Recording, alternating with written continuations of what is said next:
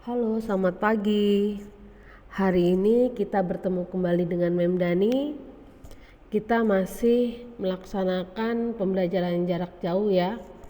Hari ini kita masuk ke pembelajaran 4 sampai dengan 6 masih sama, yaitu tema 2, subtema yang pertama. Hari ini kita masuk ke pembahasan pertama, yaitu bahasa Indonesia.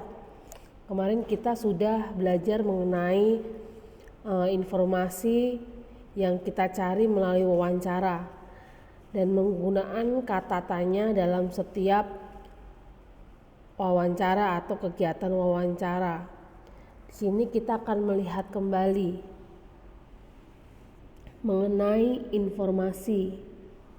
Untuk mencari informasi dalam sebuah teks, terdapat 6 aspek pertanyaan, yaitu apa, siapa, di mana, kapan, mengapa, dan bagaimana. Sedangkan penggunaan kata tanya apa, itu digunakan untuk mengetahui informasi mengenai tujuan, latar belakang, atau maksud dari sebuah teks. Kita gunakan aspek pertanyaan apa. Sedangkan di mana untuk mengetahui informasi tempat kejadian dalam teks, kita gunakan aspek pertanyaan di mana. Kata tanya bagaimana digunakan untuk mencari informasi mengenai cara atau proses dari teks. Kita menggunakan aspek pertanyaan bagaimana. Lalu salah satu cara untuk mendapatkan sebuah informasi adalah melalui wawancara. Ketika selesai wawancara, kita dapat menyusunnya dalam bentuk ringkasan. Lalu ringkasan informasi itu dapat berupa laporan hasil wawancara. Dari hasil informasi yang kita dapatkan, kemudian kita dapat mempresentasikan kepada orang lain. Lalu di sini presentasi yang dimaksud adalah salah satu bentuk komunikasi berupa kegiatan berbicara di hadapan banyak hadirin atau di hadapan banyak orang. Hal-hal yang perlu diperhatikan dalam melakukan presentasi, yaitu yang pertama, menguasai materi informasi yang akan disampaikan. Yang kedua, menggunakan bahasa yang santun dan memperhatikan tinggi rendahnya suara. Yang ketiga, penampilan dengan pakaian yang rapi sehingga menarik perhatian dan meningkatkan rasa.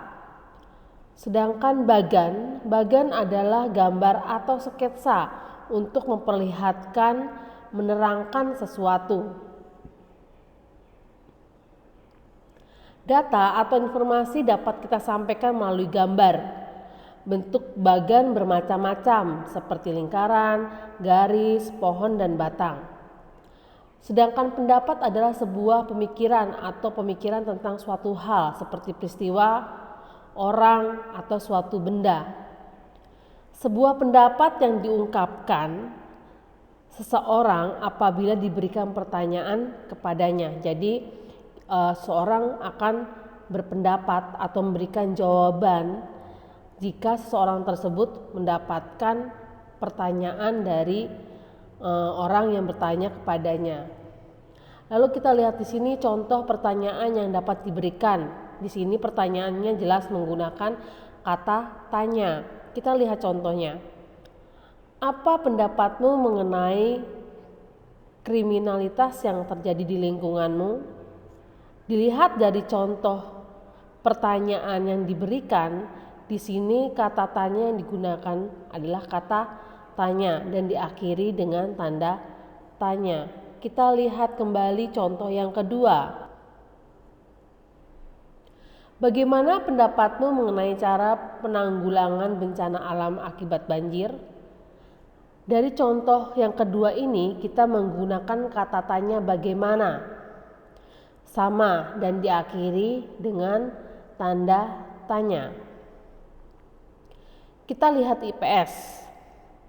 Jenis usaha dan kegiatan ekonomi di berbagai bidang. Kemarin kita sudah membahas mengenai usaha-usaha yang ada di Indonesia. Kita lihat di sini.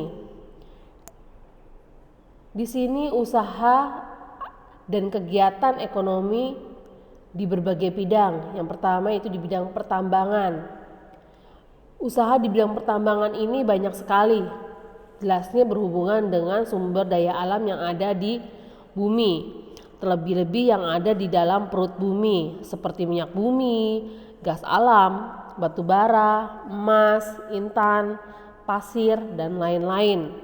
Sedangkan usaha di bidang jasa ini biasanya berhubungan dengan penyewaan kendaraan, bimbingan belajar atau tempat-tempat kursus, dokter, guru, bengkel, tukang cukur, dan lain-lain. Sedangkan usaha di bidang pariwisata ini adalah usaha yang termasuk dalam usaha jasa dan perdagangan, karena di sini melibatkan seseorang untuk memberikan jasa dan juga dalam perdagangan. Contohnya pengelola jasa penginapan seperti hotel, wisma maksudnya losmen, montel, dan lain-lain. Lalu usaha penjualan barang cendamata atau souvenir itu termasuk dalam perdagangan. Sedangkan penyedia jasa bisa berupa pemandu wisata atau guide. Lalu penyedia jasa pariwisata dan transportasi seperti travel. Nah, itu adalah usaha-usaha di bidang pariwisata. Sekarang kita masuk ke IPA. Kemarin kita sudah belajar alat-alat pernafasan pada manusia. Sekarang kita melihat pernafasan dada. Pernafasan dada adalah pernafasan yang melibatkan otot antar tulang rusuk. Kita lihat mekanismenya atau proses pernafasan pada dada, yaitu dilihat dari inspirasinya. Otot antar tulang rusuk berkontraksi ke rongga dada sehingga mengembang, lalu paru-paru membesar. Setelah paru membesar, tekanan udara dalam paru-paru menjadi lebih kecil dibandingkan tekanan udara luar. Lalu udara luar yang kaya akan oksigen masuk ke dalam paru-paru. Itu proses yang pertama. Lalu yang kedua adalah ekspirasi, yaitu otot antar tulang rusuk berelaksasi sehingga rongga dada menyusut, sehingga paru-paru mengecil. Setelah paru-paru mengecil, tekanan udara dalam paru-paru lebih besar dibandingkan dengan tekanan udara luar. Udara kaya karbon dioksida keluar dari paru-paru. Itu adalah proses dari pernafasan pada manusia.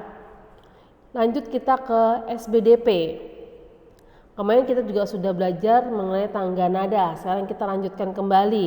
Di sini tangga nada diatonis minor, yaitu memiliki interval atau jarak nada 1,5 1,5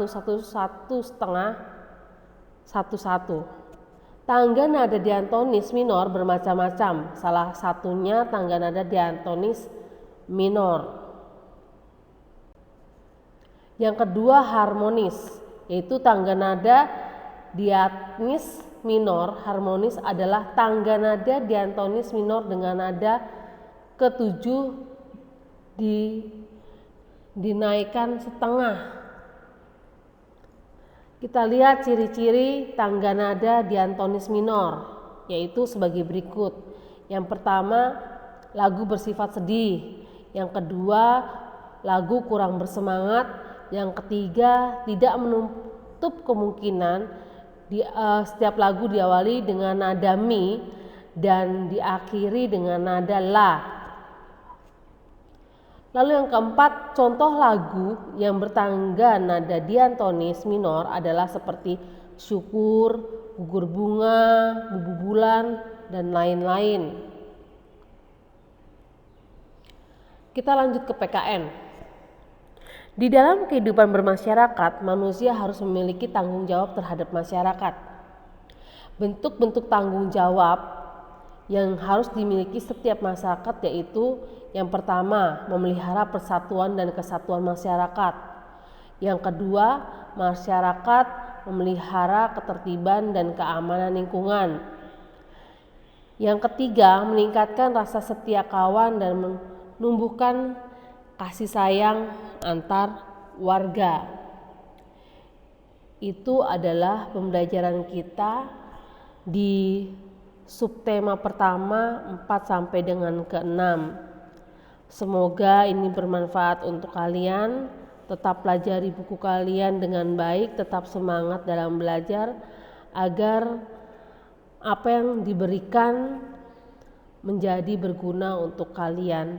Dan kita akan bertemu kembali di materi berikutnya yaitu subtema 2 pembelajaran 1 sampai dengan 3 di minggu depan. Sampai jumpa kembali dengan Mem Dani. Terima kasih.